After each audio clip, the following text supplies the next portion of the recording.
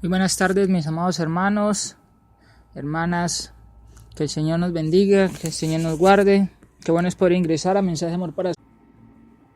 Que Dios nos guarde, que Dios nos bendiga y qué bueno es poder ingresar para que usted esté allí, estemos todos conectados para poder aprender de la palabra de Dios, para poder ser edificados con la enseñanza, con la revelación que Dios ha dado para que cada hombre y mujer conozcamos su voluntad, conozcamos qué hacer o cómo obedecer para que el Evangelio, que es el poder de Él mismo, pueda salvarnos, pueda añadirnos a la iglesia, pueda llevarnos hacia ese camino que es nuestro Padre Celestial a través de Cristo. Vamos a orar, en esta tarde a estudiar este tema y queremos pedirle de que usted pueda tener allí la Biblia para que la comparta con hermano, hermana, amigo o amiga, para que podamos ser edificados solamente con ellas y no otro libro, sino solamente la Biblia. Vamos a orar. Nuestro Padre Celestial, gracias por este tiempo, por esta tarde, por este día. Gracias porque nos permite nuevamente en este día tener vida y salud, porque nos permite poder en este día disfrutar de sus bendiciones espirituales, tener fuerza, poder, de poder seguir perseverando en sus mandamientos, de poder seguir luchando contra el pecado, de poder seguir adorándole, glorificándole, santificándole, glorificándole. Usted que es nuestro Padre Celestial, a su Hijo Cristo y al Espíritu Santo. Gracias porque nos permite poder contemplar las maravillas a nuestro alrededor, donde estemos, en el país de origen, en la ciudad, en el hogar, en el lugar de trabajo, donde quiera que estemos o hayamos estado en este día, porque sus maravillas son grandes, su majestad es grande, su amor es infinito, su bondad es infinita, su longanimidad es infinita, que permite que aún todos los seres humanos pues puedan tener su palabra para que se edifiquen, nos edifiquemos, para que ellos conozcan el Evangelio, para que sean añadidos a la iglesia y así pues puedan ser salvos, podamos ser salvos que queremos todos los seres humanos de poder ir al cielo. Gracias por esta emisora radial, por nuestros hermanos que la administran, gracias por los hermanos que han predicado en este día y gracias porque siempre podemos leer su palabra para edificarnos, para exhortarnos, para animarnos, para redarguirnos y para fortalecernos, seguir perseverando en este mundo donde hay tanta maldad y pues donde el maligno pues quiere hacer muchos estragos, donde el hombre pues no es guiado por la palabra, donde el hombre no obedece el Evangelio, donde el hombre y la mujer pues no se sujeta a los mandamientos de Dios, siempre quiere hacer estragos y aún en la familia suya pues también quiere hacer estragos por medio de los seres queridos o por medio del gobierno, por el medio de las leyes que ponen los mismos gobiernos y tantas cosas.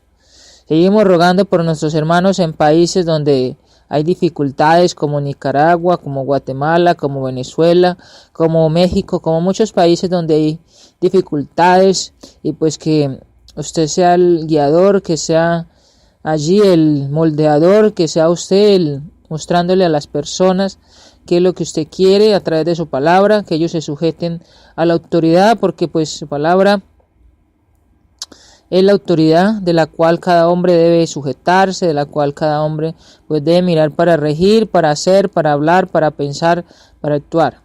Gracias por decirnos qué es lo bueno para usted en su palabra y también porque nos dice qué es lo malo en su palabra, porque nos deja conocer lo que le agrada y lo que no le agrada. Gracias por esta tarde, gracias por este tiempo. Bendíganos para estudiar su palabra.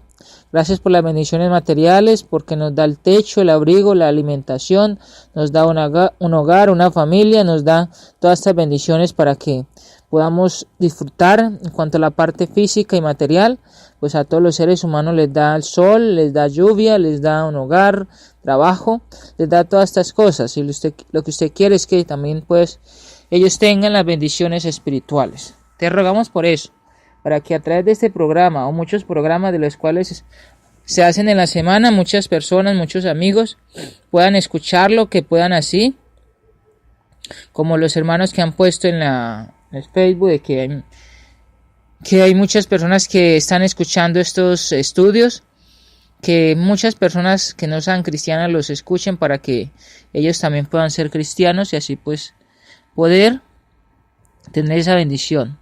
y que los que escuchamos, que los que somos cristianos, pues también poder enviar estos links o compartirlos para con nuestros amigos, nuestros seres queridos que no son cristianos, para que ellos también puedan escuchar. Y pues así como la palabra dice, de que uno muchas veces pues no es profeta en su propia tierra, entonces de pronto otros hermanos que no sean familiares de uno mismo, muchos hermanos que no sean familiares de la propia familia de uno, pues muchas personas pueden así orientar o guiar o predicar también, y estos seres queridos pues pueden escuchar o obedecer por lo que digan los hermanos que no son sus familiares. Bendíganos pues, gracias por este tiempo, gracias por esta tarde, por este día, gracias por este momento. Y es en el nombre de su Hijo Cristo en el cual oramos, seamos gracias. Amén. Hermanos y hermanas, bienvenidos a este programa de ¿Por qué no me avergüenzo del Evangelio? Porque es poder de Dios para salvación a todo aquel que cree. El apóstol Pablo dijo eso y pues es algo que me interesa mucho, me gusta mucho. Y pues hasta que este siervo pues tenga vida, y ruego mucho al Señor que me permita tener eso en mente y tenerlo más en la forma de hablar y en la forma de actuar también. Estamos estudiando el tema del Sermón del Monte. Hemos terminado el tema del sembrador salió a sembrar, y pues bien interesante que si usted quedó con alguna inquietud de ese tema la pueda colocar, si no pues entonces sigamos con este otro tema. He querido estudiar muchos temas acerca de Cristo porque es la enseñanza principal, que es el Evangelio de la muerte, sepultura y resurrección, y pues ya hemos dicho de que el poder de Dios es el Evangelio por el cual tanto hombre como mujer y todas las naciones, como el apóstol Pablo le dijo, no me avergüenzo del Evangelio porque es poder de Dios. Ese poder de Dios es el Evangelio, que da salvación a todo aquel que cree, al judío primeramente y también al griego. Ahora no tenemos judíos y griegos, sino que tenemos todas las naciones en este planeta Tierra. Entonces, por eso, Dios quiere que a través de Cristo, a través del Evangelio, que es la muerte, sepultura y resurrección, entonces así podamos entenderlo para que las personas lo obedezcan. Entonces, vamos a seguir estudiando este tema de el Sermón del Monte, y lo que hemos querido o lo que estamos haciendo es estudiar un primer tomo, y que lo que estamos mirando es acerca de lo que nos puede enseñar cuando hablamos del tiempo en que Jesucristo habla de este sermón, cuando Él utiliza sus sentidos. No solamente Él vio, sino que Él fue, Él escuchó y Él comenzó a hablar de algo bien interesante. Él entendía de que en ese tiempo estaba la ley mosaica, y con la ley mosaica pues Él comenzó a hablar al respecto, a enseñarles a ellos acerca de la ley que debería tener más importancia, y es lo que nos va a enseñar la palabra de Dios. Hablamos también de las palabras allí como gracia y ley, que también muchas veces esto se malinterpreta cuando se habla del tema de que la gracia, que es por gracia que somos salvos, pero muchas personas hablan acerca de la ley, como hemos hablado en varios textos. Hablamos en varios textos de Santiago, de que nos hablan acerca de la ley, y pues que cuando se utilizan esos versículos, personas están diciendo de que es desde el Antiguo Testamento hasta el Nuevo Testamento, al menos es la ley mosaica, cuando se habla de que si se deja de cumplir unos de las leyes, entonces se deja cumplir toda la ley mosaica. Es lo que las personas a veces han dicho, pero hemos dicho en este tema pasado o en la clase pasada de que a veces las personas tergiversan esto, y lo que nosotros necesitamos hacer es mirar lo que para ese tiempo el Jesucristo predica este sermón, qué es lo que quiere decir con este sermón a las personas, qué tipo de personas están allí escuchando, y también cuál es la enseñanza para este tiempo nosotros, que no estamos en ese tiempo, más de 2500 años atrás, no somos judíos, no somos allí griegos, herodianos, y ahora somos colombianos o hondureños o los que están en Guatemala, en Estados Unidos y México, ya somos de esas nacionalidades. Entonces vamos a seguir estudiando un poco más acerca de esto.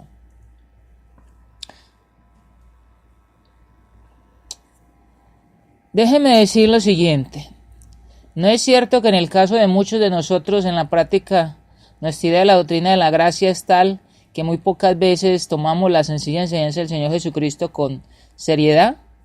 Hemos insistido tanto en la enseñanza de que todo es gracia y que no deberíamos tratar de imitar su ejemplo para ser cristianos, que podamos virtualmente en la posición de prescindir por completo de su enseñanza y de decir que no tenemos nada que ver con ella porque estamos bajo gracia. Pero me pregunto con cuánta seriedad tomamos el Evangelio de nuestro Señor y Salvador Jesucristo. La mejor forma de enfrentarse con este problema me parece que es examinar el Sermón del Monte. ¿Qué idea tenemos, me pregunto, de este sermón? Suponiendo que en este momento sugiriera que escribiéramos todas las respuestas a las siguientes preguntas. ¿Qué significa para nosotros el Sermón del Monte? ¿En qué sentido entra a formar parte de nuestras vidas y qué lugar ocupa en nuestro pensar y en nuestra perspectiva de la vida? ¿Qué relación tenemos con este sermón extraordinario que ocupa un lugar tan prominente en estos 3 capítulos del Evangelio según San Mateo? Creo que encontrarían el resultado muy interesante y quizá muy sorprendente. Sí, claro, estamos muy enterados de la doctrina de la gracia y del perdón, y tenemos los ojos puestos en Cristo. Pero aquí en estos documentos que decimos tienen autoridad, está este sermón. ¿En qué punto entrará a formar parte de esto?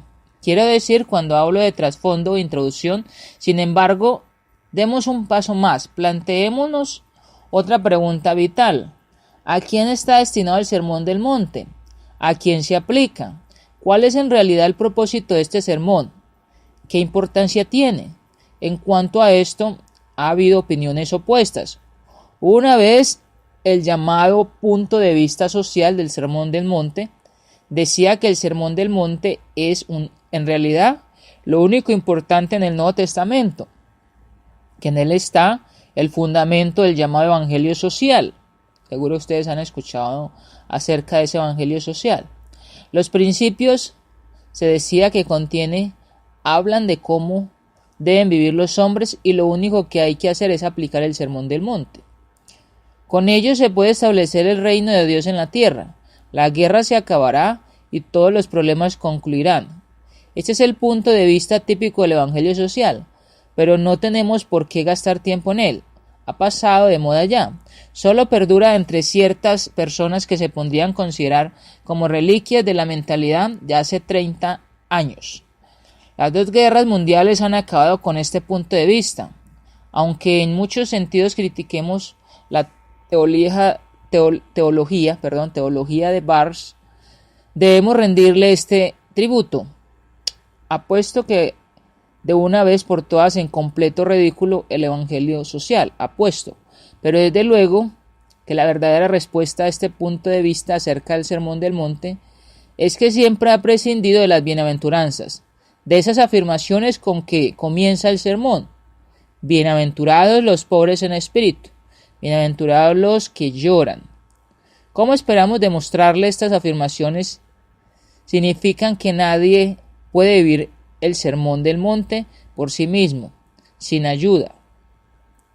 Los defensores del Evangelio social, después de haber prescindido de las bienaventuranzas según conveniencia, han insistido en la consideración de los mandatos y han dicho, este es el Evangelio. ¿Será que ese es el Evangelio? Podemos solamente convertir nuestra vida o enfocar nuestra vida en estas 3 partes. Esto llega hasta el capítulo 8 más o menos aproximadamente, al capítulo 8 donde hablamos acerca de esas bienaventuranzas o ese sermón en el cual está en el monte. Otro punto de vista que quizás resulte más grave para nosotros es el que considera el Sermón del Monte como una simple elaboración o exposición de la ley mosaica. Nuestro Señor, dicen, se dio cuenta de que los fariseos, los escribas y los otros maestros del pueblo interpretaban mal la ley que Dios había dado a su pueblo por medio de Moisés. Lo que hace, pues, en el Sermón del Monte es elaborar y explicar la ley mosaica, dándole un contenido espiritual más elevado. Este punto de vista es más grave, desde luego, y con todo me parece que es completamente inadecuado, aunque no sea por otra cosa, sino porque también prescinde de las bienaventuranzas. Las bienaventuranzas nos colocan de inmediato en un terreno que va completamente más allá de la ley de Moisés. El Sermón del Monte sí explica y expone la ley en algunos puntos, pero va más allá de esto. Y pues lo cierto es que allí están en la ley, pero entonces Jesucristo no siempre cuando explica la ley o cuando habla acerca del reino o del arrepentimiento, del evangelio, pues solamente se queda con la ley, porque ellos ya conocían la ley mosaica. Lo que estaban haciendo ellos era no cumplirla, no practicarla. Entonces por eso él va más allá, que es lo que vamos a estar mirando. Y el apóstol Pablo también en algunos libros, como en Gálatas, como en Romanos y el mismo escritor de los Hebreos, hablan mucho acerca de la ley para sacar a las personas, o al menos a los hermanos, o a los que están queriendo practicar la ley, porque pues no son capaces de practicarla. Lo que les está diciendo es que esa ley pues los va a llevar a la condenación, o los va a llevar a que no sean salvos. Y por eso entonces demuestra, no se queda solamente en la ley, sino que les habla de la ley en cuanto a él, que no fue capaz de practicar la ley, pero dice que a través de la ley él conoció el pecado, y que a través del pecado entonces vino la gracia. Eso lo hablamos en Romanos capítulo 5 y capítulo 6. Entonces dice que ya hablando de Jesucristo, hablando del muerte, sepultura y resurrección, hablando del bautismo, es que él ya habla acerca de lo que es más adelante, de que hay una ley que sí salva, que es la ley hablando de Cristo o cumpliendo el evangelio de Cristo. Entonces, se va más adelante, pero otro punto de vista también que se puede mencionar es el que podríamos llamar punto de vista dispensacional del Sermón del Monte. Es probable que muchos de ustedes lo conozcan. Ciertas Biblias lo han popularizado. Nunca han gustado tales adjetivos. Solo hay una Biblia, pero por desgracia tenemos que hablar de la Biblia tal o la Biblia cual, porque hay pues muchas. Se han popularizado pues ciertas enseñanzas por este medio, las cuales enseñan un punto de vista dispensacional del Sermón del Monte. En esencia afirman que no tiene nada que ver con los cristianos de hoy. Dicen que nuestro Señor comenzó a predicar acerca del reino de Dios y que el Sermón del Monte estuvo relacionado con la inauguración de este reino. Por desgracia, siguen diciendo, los judíos no creyeron su enseñanza. Por ello nuestro Señor no pudo establecer el reino y por tanto, casi a modo de la idea tardía, vino la muerte en la cruz, y a modo de otra idea tardía vino la institución de la iglesia y la era de la iglesia, lo cual perdurará hasta cierto punto de la historia. Entonces nuestro Señor regresará con el reino y volverá a entrar en vigor el Sermón del Monte. Esto es lo que enseñan. Dicen, de hecho, que el Sermón del Monte no tiene nada que ver con nosotros. Es para la era del reino. Estuvo desde un principio destinado para aquellos a quienes nuestro Señor predicaba. Entrará en vigor de nuevo en el milenio. Es la ley de esa era y del reino de los cielos, y no tiene absolutamente nada que ver con los cristianos de ahora. Esto es una enseñanza, otro punto de vista de esas personas que predican dice allí, punto de vista dispensacional, que estamos hablando acerca de eso. No cabe duda de que estamos frente a un problema serio. Este punto de vista o es acertado o es erróneo. Según él, no se necesita leer el Sermón del Monte. No me deben de preocupar los preceptos que contiene. No tengo por qué sentirme condenado si no hago ciertas cosas. No tiene nada que ver conmigo. Me parece que se puede responder a todo esto de la siguiente manera. El Sermón del Monte fue predicado en forma primaria y específica a los discípulos. Sentándose, vinieron a él sus discípulos y abriendo su boca les enseñó diciendo, ahora bien, se parte de la base de que se les predicó a ellos. Tomemos por ejemplo las palabras que se les dirigió: vosotros sois la sal de la tierra, vosotros sois la luz del mundo. Si el sermón del monte no tiene nada que ver con los cristianos de hoy, jamás debemos decir que somos la sal de la tierra ni que somos la luz del mundo, porque eso no se aplica a nosotros, se aplicó solo a los primeros discípulos. Se volverá a aplicar a otros más adelante, pero entre tanto no tiene nada que ver con nosotros. También debemos prescindir de las promesas del sermón. No debemos decir que debemos hacer que nuestra luz brille ante los hombres, a fin de que vean vuestras buenas obras y glorifiquen a nuestro Padre que está en los cielos. Si todo el sermón del monte no se puede aplicar a los cristianos de hoy, todo él carece de importancia. Pero es evidente que nuestro Señor predicó a estos hombres y les dijo lo que debían hacer en este mundo, no solo mientras Él estuviera acá, sino también después de que se hubiera ido. Se predicó a personas que debían practicarlo en ese tiempo y por siempre y después. Entonces allí se muestran varias, digámosle como enseñanzas de las cuales se están contradiciendo, como el sermón del monte, o que están hablando de que el sermón del monte no tiene nada que ver para este presente o para este tiempo, para nosotros como cristianos, y que solamente fue para ese tiempo para los judíos, que fue algo primario cuando se comenzó a predicar. Otros decían, por ejemplo, de que como cuando se comenzó a predicar este sermón del monte, entonces allí como no tuvo como respuesta, o como no tuvo allí como el poder para, digámosle, salvar a las personas, entonces que por eso más adelante se tuvo que establecer la iglesia.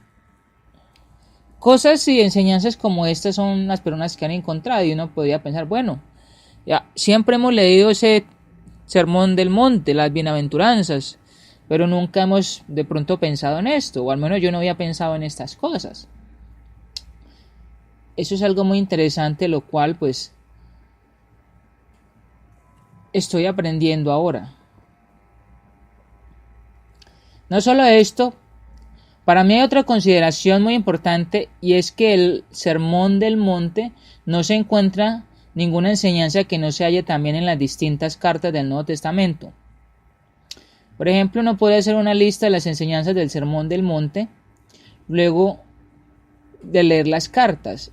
Uno puede encontrar que la enseñanza del sermón del monte también se encuentra en ellas, en las otras cartas, por ejemplo en las cartas que el apóstol Pablo escribió. Ahora bien, las cartas son para los cristianos de hoy, pero por ello, si la enseñanza que contiene es la misma que tenemos en el sermón del monte, es evidente que la enseñanza del sermón es también para los cristianos de hoy. Este argumento es de peso e importante, pero quizás se podría expresar mejor de la siguiente forma: el sermón del monte no es sino un desarrollo acabado, grandioso y perfecto de lo que nuestro Señor llamó su nuevo mandamiento. Este nuevo mandamiento fue que nosotros amáramos los unos a los otros y que Él nos ama. El sermón del monte no es otra cosa sino un desarrollo de esto. Si somos de Cristo y nuestro Señor nos ha mandado esto, que nos amemos los unos a los otros, aquí se nos muestra cómo hacerlo en este sermón del monte. El punto de vista dispensacional se basa en una idea errónea del reino de Dios, de ahí nace la confusión.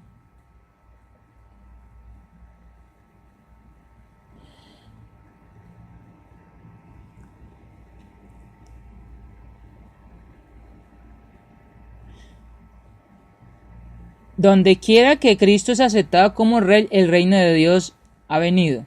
De modo que, si bien no podemos decir que reina sobre todo el mundo en los momentos actuales, reina ciertamente de esta forma en los corazones y vidas de todo su pueblo. Hablando de la iglesia, porque pues hay muchas personas todavía no son cristianas. Entonces no hay por tanto nada tan peligroso como decir que el sermón del monte no tiene nada que ver con los cristianos de ahora. Más bien se puede expresar del modo y es que es para todo el pueblo cristiano desde ese tiempo. Es una descripción perfecta de la vida del reino de Dios.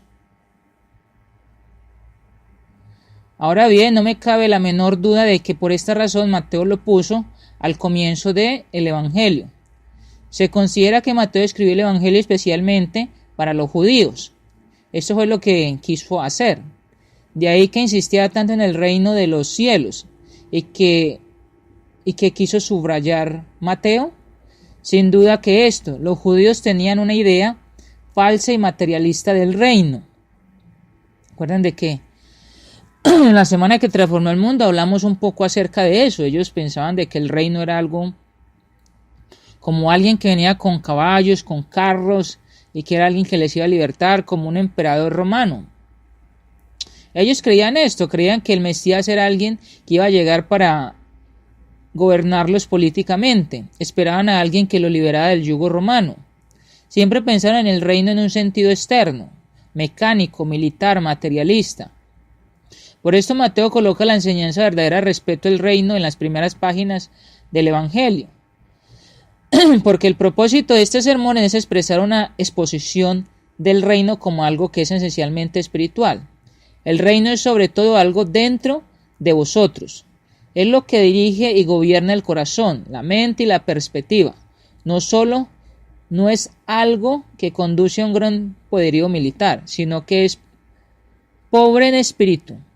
En otras palabras, no se nos dice en el Sermón del Monte, vivan así y serán cristianos.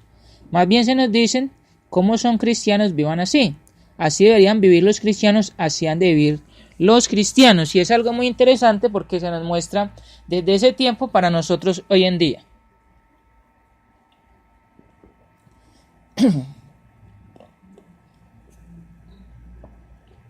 Entonces, allí tenemos este Sermón del Monte.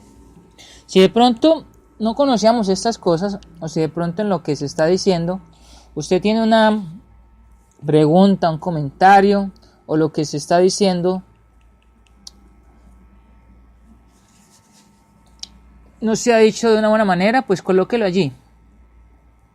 Para completar este aspecto de nuestra argumentación debemos enfrentarnos con otra dificultad. Algunos dicen, ¿acaso no dice el Sermón del Monte que nuestros pecados se nos perdonan solo si nosotros perdonamos a otros? Es una pregunta. Esto es como una introducción. Estamos leyendo más que todo un poco la introducción porque este estudio es un poco largo.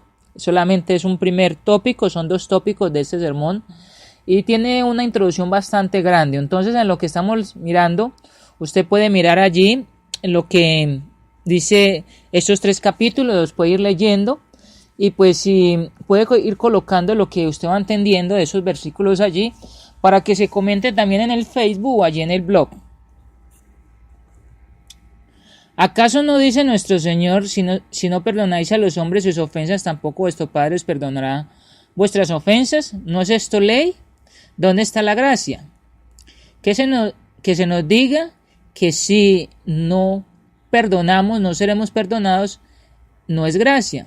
De este modo parece que demuestran que el Sermón del Monte no se aplica a nosotros, en ese punto de ley, o en ese punto en que ellos conocían de la ley mosaica. Pero si dicen esto, tendrán que separar a casi toda la cristiandad del Evangelio. Recuerden también que nuestro Señor enseñó exactamente lo mismo en la parábola que se refiere al final de Mateo 18, la del siervo que ofendió a su rey. Este hombre fue al rey para pedirle que le perdonara y el rey lo perdonó. Es una historia bastante interesante. Pero él mismo se negó a perdonar a su consiervo, que también le debía la deuda, con la consecuencia de que el rey retiró el perdón y lo castigó. Nuestro Señor hace el siguiente comentario acerca de esto.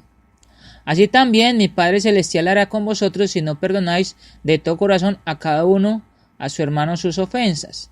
Es exactamente la misma enseñanza, pero ¿enseña acaso que soy perdonado solo por haber perdonado? ¿Qué piensan ustedes? Son preguntas que uno puede estar allí comentando y que ustedes pueden ir colocando allí sus comentarios en el Facebook o en el blog. No, lo que enseña es, y debemos tomar esta enseñanza con toda seriedad, que si no perdono no soy perdonado. Lo explicaría así: el que se ha visto como pecador culpable y vil delante de Dios sabe que su única esperanza del cielo es que Dios lo haya perdonado. ¿Cómo es esto? A través del Evangelio. Muerte, sepultura y resurrección a través de obedecer el Evangelio. El que de verdad ve, sabe y cree esto no puede negarse a perdonar a otro. Estamos hablando, cuando ya somos cristianos, si no perdonamos tampoco nos van a perdonar. Así pues, el que no perdona no conoce el perdón.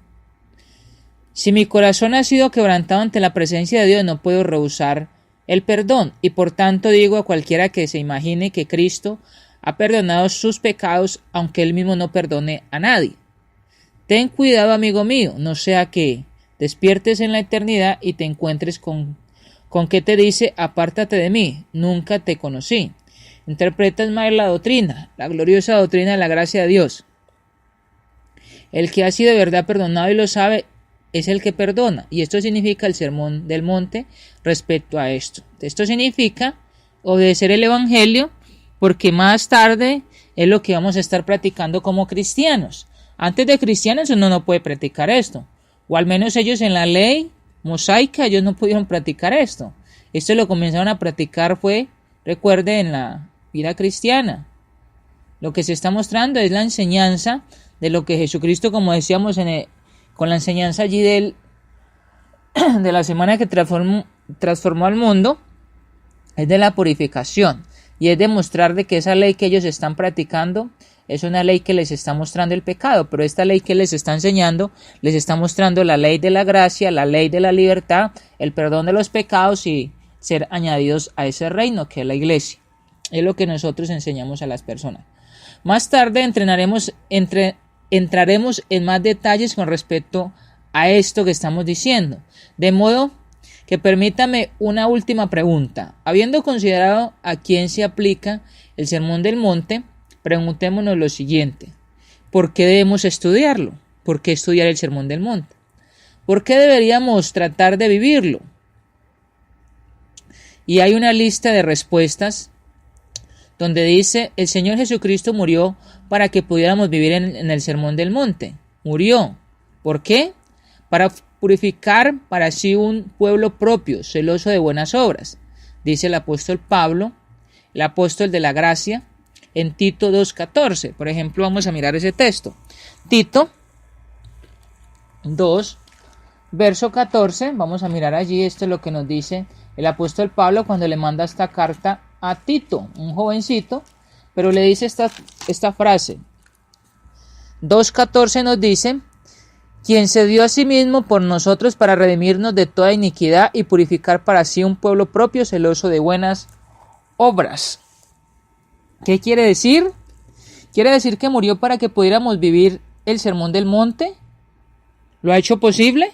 ¿Será que Él murió para que pudiéramos vivir esto, el Sermón del Monte? Entonces, ¿qué es lo que hemos dicho ahora de esas enseñanzas que el hombre habla? Eso es lo que vamos a estar mirando en este transcurso de este estudio. La segunda razón para estudiar es que nada demuestra la absoluta necesidad del nuevo nacimiento y el Espíritu Santo y de su acción interna tanto como el Sermón del Monte. Entonces, cuando hablamos del Sermón del Monte, entonces hablamos de eso, del nuevo nacimiento, o sea, muestra la absoluta necesidad del nuevo nacimiento, recuerde, del Espíritu Santo después del nacimiento y de su acción interna en el Sermón del Monte. Esas bienaventuranzas me derriban al suelo, me muestran mi absoluta impotencia. Si no fuera por el nuevo nacimiento, nada podría. Lean y estudien, enfréntense a sí mismos a la luz del mismo. Los conducirá a comprender la necesidad final del nuevo nacimiento y de la acción gratuita del Espíritu Santo. Nada conduce al Evangelio de su gracia como el Sermón del Monte.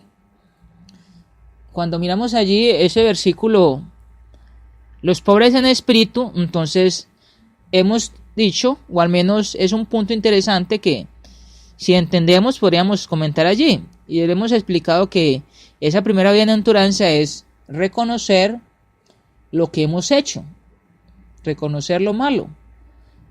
Y que por eso, como reconocemos lo malo, entonces llegamos a Cristo, quien nos da estas bendiciones de la salvación. Otra razón es esta: cuanto más vivimos y tratamos de practicar este sermón del monte, tantas más bendiciones experimentamos. Consideren las bendiciones que se prometen a los que lo practican.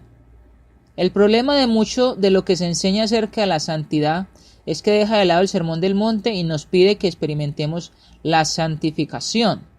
En esos versículos allí estaba mostrando esto. Esto no es el método bíblico.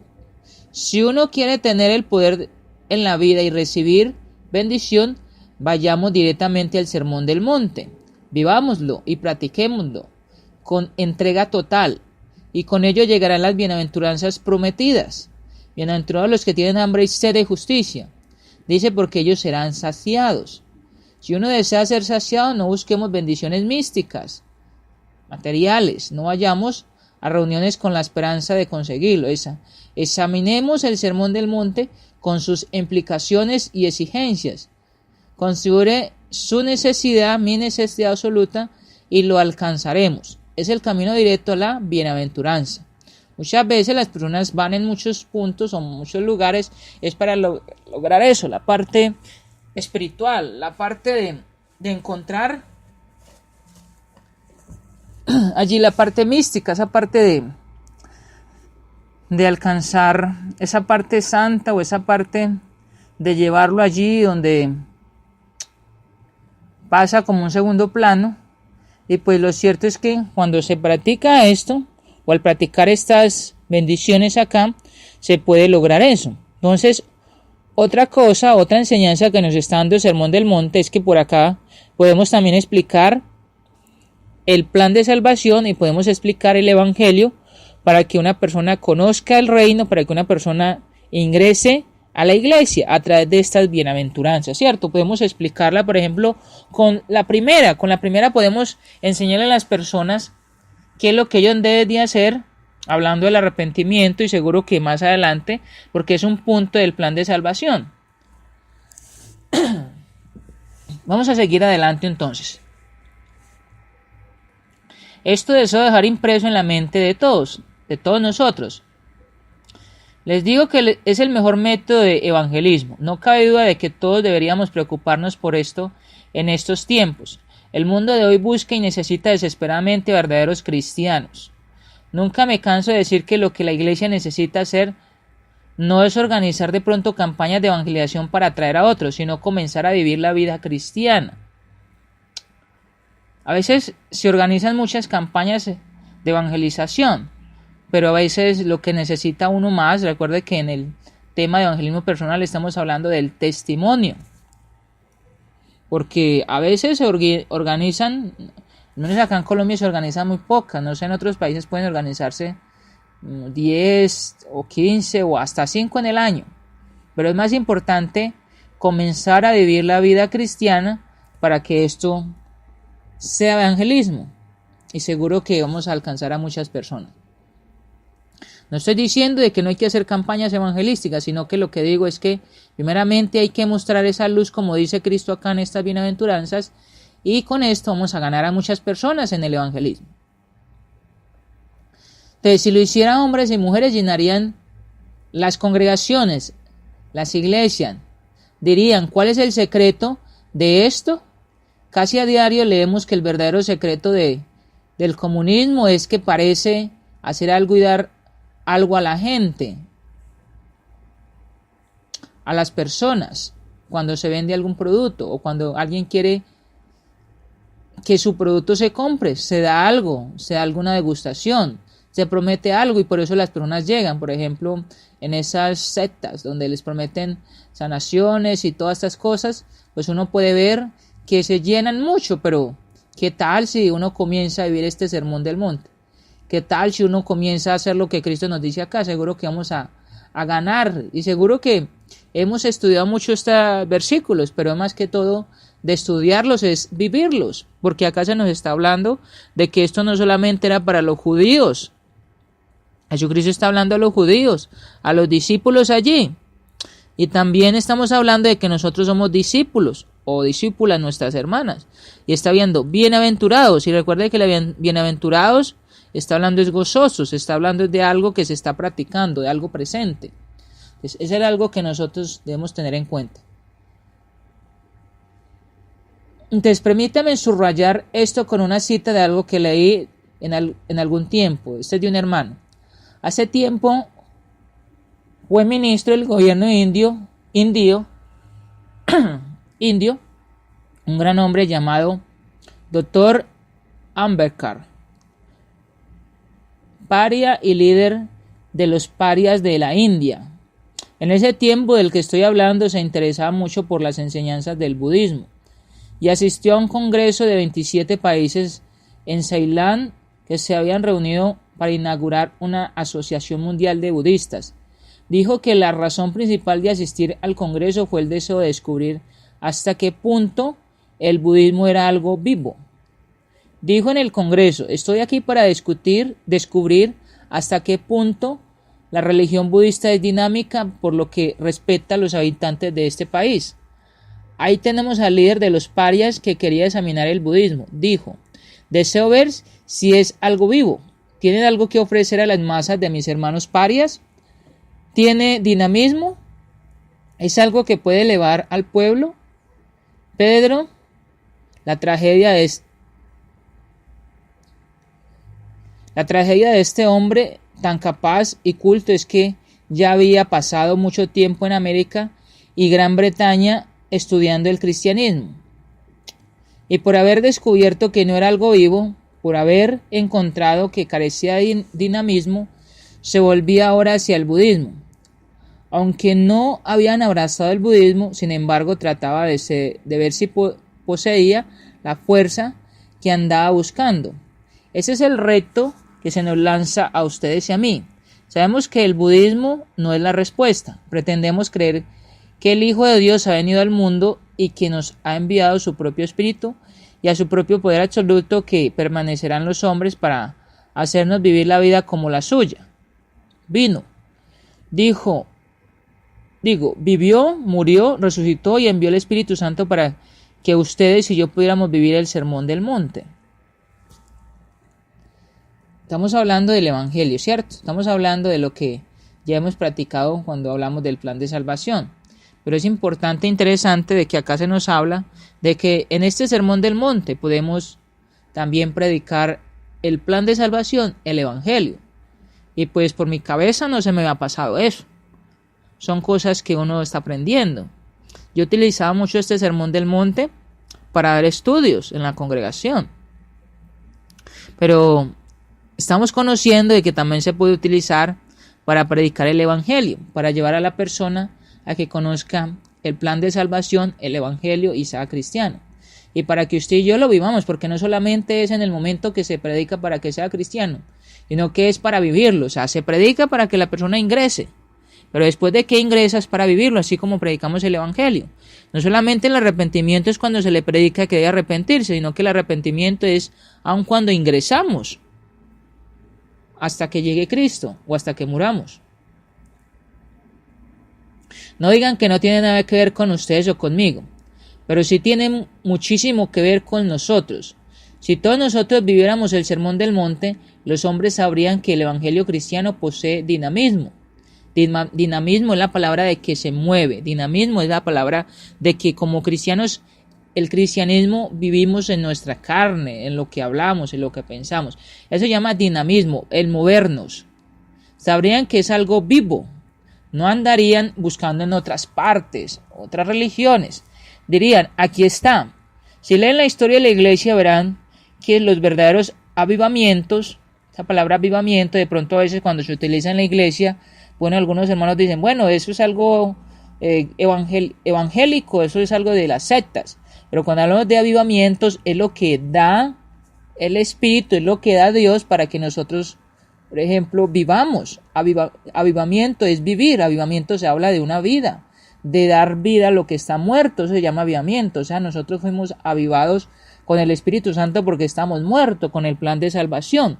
Acá no estoy hablando de ser evangélicos. Acá no estoy hablando de que nosotros somos evangélicos, sino que lo que estoy hablando es de la vida que tenemos en Cristo, de esa vida, de ser dinámicos, de movernos, de mostrar la vida cristiana. Y pues es lo que muestra o es lo que nos enseña Cristo en este Sermón del Monte. Han llegado siempre cuando los cristianos han tomado en serio este Sermón del Monte y se han enfrentado a sí mismos a la luz del mismo. Cuando el mundo ve al hombre verdaderamente cristiano, no solo se siente condenado, sino también atraído, arrastrado. Eso es lo que hace el mundo. Como ve que ellos están haciendo lo malo, ustedes ven cristianos vivos, ven cristianos que estamos mostrando la palabra de Dios, entonces ellos mismos dicen de que por lo que estamos haciendo o practicando, ellos están haciendo algo malo y por eso ellos buscan a Cristo, por eso ellos buscan ser salvos, por eso ellos buscan el cambiar. Por tanto, estudiemos con cuidado este sermón que quiere mostrarnos lo que deberíamos ser. Examinémoslo para que podamos ver lo que podemos ser, porque no solo presenta lo que nos exige, señala dónde está la fuente de poder. Recuerde, Dios nos dé gracia para examinar el Sermón del Monte con seriedad y sinceridad, y en oración hasta que nos convirtamos en ejemplos vivos del mismo, de su gloriosa enseñanza. Entonces vamos a hablar un poco acerca de entrar así al estudio de este sermón, porque es una introducción bastante interesante. Vamos a seguir un poco más hablando de esto, pero vamos a hablar de este sermón. Hemos terminado ya nuestro análisis general del sermón, por lo que podemos comenzar a examinar esta primera sección, las bienaventuranzas, este esbozo del cristiano en sus rasgos y características esenciales. No me preocupa, como he dicho, la discusión de si las bienaventuranzas son 7, 8 o 9. Lo que importa no es cuántas bienaventuranzas hay, sino que tengamos una idea bien clara de lo que se dice acerca del cristiano, que es lo más importante. Primero quiero considerar esto en una forma general, una vez más, porque me parece que hay ciertos aspectos de esta verdad que solo se pueden captar si lo tomamos como un todo. Eso es una figura literaria, es como un esta palabra sinédoque, esa es la palabra sinédoque, donde se toma una parte por un todo. Esa es una figura literaria.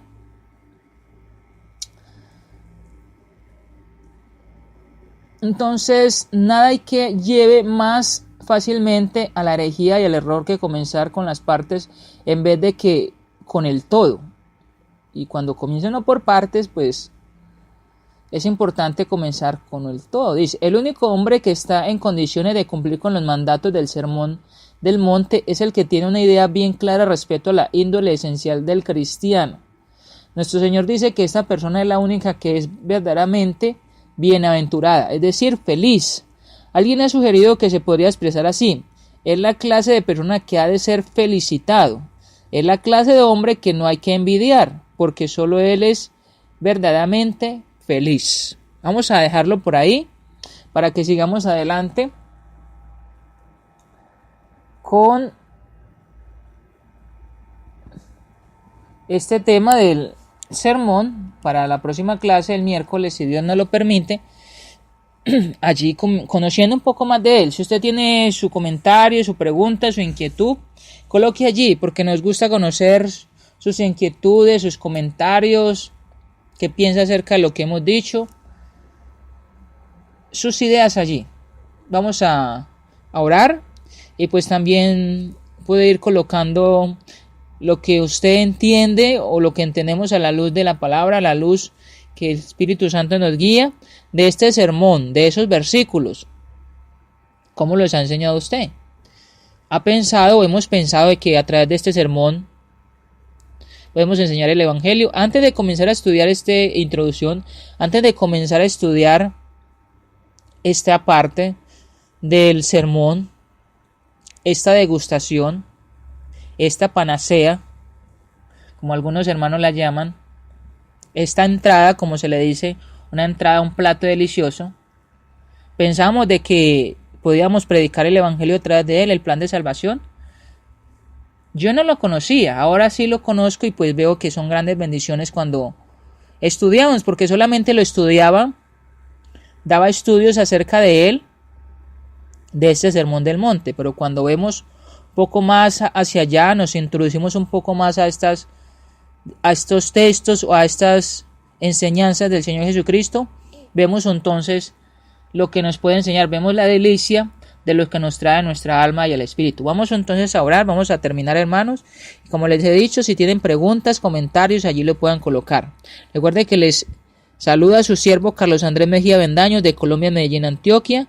Sigamos orando los unos por los otros, oren mucho por este siervo para que el Señor me siga utilizando de la mejor manera, por nuestras familias, para que el Señor siga obrando allí y para que sigamos creciendo en Cristo, madurando y pues así poder llevar el Evangelio a todas las personas, alcanzar desde nuestro propio testimonio a todos nuestros seres queridos, a las personas del barrio, la ciudad, el país, donde quiera que estemos.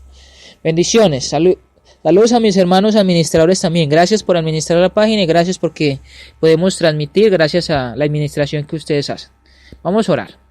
Nuestro Padre Celestial, gracias por este tiempo, por este momento, gracias porque podemos predicar el Evangelio, gracias por mis hermanos y hermanas que ingresaron, los amigos y amigas que ingresaron, gracias porque su palabra es la que nos edifica, gracias por esta enseñanza de la cual podemos ser edificados, de la cual podemos entender muchas cosas, de la cual podemos utilizar no solamente para alimentación en cuanto como cristianos, sino también para poder enseñarle a las personas que no son cristianas la forma de cómo tener estas bendiciones, la forma de cómo ser benditos, felices, la forma de cómo ser saciados, la forma de cómo tener esas bendiciones en Cristo como su palabra nos lo dice. Rogamos para que como cristianos, como hijos e hijas suyas, podamos predicar este sermón en nuestra vida y así poder hacer lo que su Hijo Cristo, pues Él le dijo a los discípulos y a los judíos. Les está hablando en el tiempo la ley mosaica para introducirlos a la ley de la gracia, a la ley del perdón de pecados, a la ley del mismo que Cristo mismo predicó, del plan de salvación, del evangelio. Y gracias a eso pues sabemos de que nosotros como cristianos para este presente podemos aplicarlo hasta que muramos o hasta que su Jesucristo venga por segunda vez. Gracias porque esto también nos enseña la forma de cómo vivir, la forma de cómo mostrar a las personas nuestra vida cristiana, el discipulado, para que vean de que somos esa iglesia que su Hijo Cristo edificó, una iglesia gloriosa, una iglesia que es santa, una iglesia de la cual pues ella misma en su palabra promete dar salvación y que los hombres pues puedan creer, los hombres puedan entender eso porque nos ven, porque ven nuestra forma de hablar y porque ven cómo actuamos. Bendíganos, fortalezcanos, denos mucha fuerza para seguir perseverando, para seguir fieles. Bendiga a mis hermanos recién convertidos en este día, en esta semana, en este año, para que también crezcamos en unidad, para que crezcamos todos en una, así como un cuerpo, tanto de los niños, adolescentes, jóvenes, adultos y ancianos. Gracias por mis hermanos del mundo entero. Bendíganos en este resto de tarde, en esta semana que nos permite comenzar. Gracias por permitirnos reunir el día de ayer como cristianos para glorificarle, honrarle, para hacer la cena, la ofrenda, el sermón, todo lo que se hace, todo lo que la iglesia hace para honrarle y glorificarle, porque lo hacemos es para usted, no para nosotros mismos, sino para darle la gloria y la honra a usted, para edificación del espíritu, edificación de nosotros mismos y seguir perseverando. Gracias por la palabra que nos edifica y gracias porque podemos aprender de estas enseñanzas. Podemos aprender allí ese carácter de su Hijo Cristo, podemos aprender de allí ese amor de su Hijo Cristo, esa misericordia de su Hijo Cristo y podemos aprender antes de que se estableciese el reino, ese interés y ese deseo que usted, su Hijo Cristo y el Espíritu Santo han tenido siempre para que todos los seres humanos estemos en comunión para con usted, estemos en esa paz, en ese reposo y sobre todo pues estemos en esa familia la cual usted ha preparado, ha edificado, ha construido en este mundo para que podamos ir al cielo. En el nombre de su Hijo Cristo oramos. Ya muchas gracias por este tiempo, por esta tarde. Amén. Amigos, hermanos, hermanas y amigas, Dios nos bendiga, Dios nos guarde, bendiciones. Feliz tarde, que Dios nos guarde, que Dios nos ayude y nos veremos el próximo miércoles, si Dios lo permite, 3 de la tarde, hora colombiana. con este siervo Carlos Andrés Mejía Bendaño. Bendiciones, feliz tarde.